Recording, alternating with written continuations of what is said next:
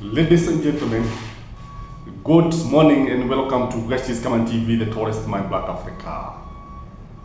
Let me start by asking you a simple question. What is Raila Amolo Odinga's net worth? How much is he worth? Raila Amolo Odinga is a multi-billionaire. He is among the 10 richest Kenyans today. His wealth comes from businesses, stocks, real estates, and many other sources. Ladies and gentlemen, how has Raila managed to accumulate this wealth? That is the part that is never told about Raila Amolo Odinga. Raila Amolo Odinga is somebody who is associated with reforms, with the change. Though these days he is working with William Samoei Ruto, and he is seen to be anti-people. So I want us to discuss Raila's wealth, specifically listening to various sources, and to start with listening to one, Miguna Miguna, talking about the source of Raila Amolo Odinga's wealth. Watch Miguna Miguna here, exposing Raila's wealth. Take the DRC. Raila Odinga was supposed to be the greatest friend for Felix Tshisekedi, who is the president of DRC Congo. He wanted, and he was actually doing smuggling of Congo's minerals, gold, diamonds. Raila Odinga is a multi-billionaire, okay, in dollar terms, because of corruption, because of smuggling, because of money laundering, because of plutocracy that he has been engaging in. So he's a friend of Tshisekedi. Tshisekedi has visited him, even at home in Karen. But in the recent past, Raila Odinga has been supporting Kagame, who is being backed by the Western imperialists to destabilize Congo so that they can continue to loot Congo's minerals. So you can see that he doesn't care about friendship. He doesn't care about the fact that the Congolese have been suffering for the last 60 years. He doesn't care that the West don't really give a damn. So that is Miguna Miguna. And you know Miguna Miguna has been a very close friend of Raila Amolo Odinga. He understands him very well.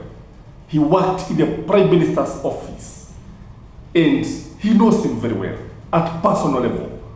So we cannot dispute what the crocodile is telling us about the hippos, because they have lived in waters for a long time at the same place and they encounter the same challenges. So I want us to look at other sources of Raila Amolo Odinga to see how he has managed to accumulate these billions. And they are in dollars, by the way. They are not Kenyan shillings. And imagine a multi-billionaire in terms of dollars. Number one source is inheritance. By the fact that he is a son of the first vice president of the Republic of Kenya, the late Jaramogi Oginga Odinga, it means that he must have inherited a lot of wealth. I strongly believe Jaramogi was not a poor person.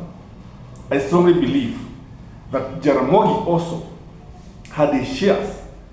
Jaramogi had his wealth, and as a father would do, he must have shared some of this wealth with Raila Amolo Odinga. Raila Amolo Odinga, he has been in gas business, and it is something, it's a spectrum, something like that.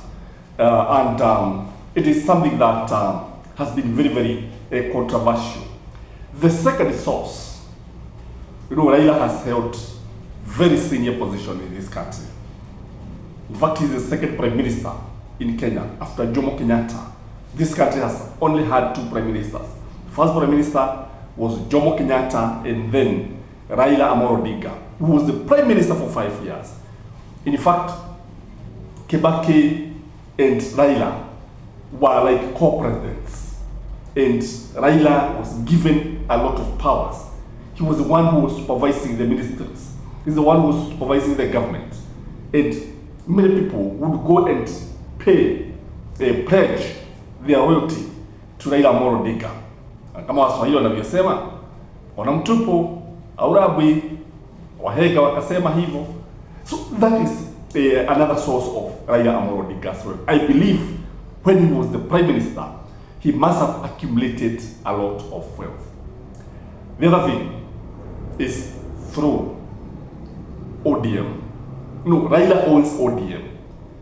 And ODM, when you are vying, just like other parties, when you are vying for the positions, they say you are vying for the governor. I don't know whether they pay 2 million or 3 million, but it's in terms of millions. If you want the ticket, you must pay. If you want to vie as a senator, you must pay. If you want to vie as a member of parliament, I don't know whether they pay 500,000, you must pay. Where does this money go, ladies and gentlemen? And who owns that party? Because the party is owned by Raila Amolo Odinga, I strongly believe a big chunk of this money is in with Raila. Because you see, just like the bishops owns the churches. Yeah. Ndio wanachukua sadaka yote na wanakula. Wanatuambia ni Mungu anakula. Mungu hali pesa. Mungu hahitaji pesa.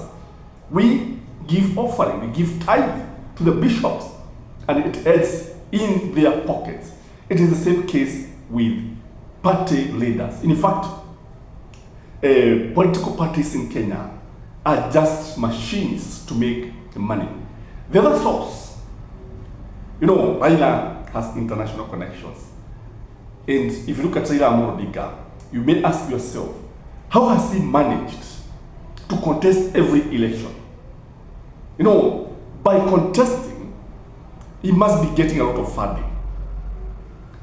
He must be attracting a lot of businessmen. He must also be attracting international community. Organizations comes to fund Raila Amolo Odinga.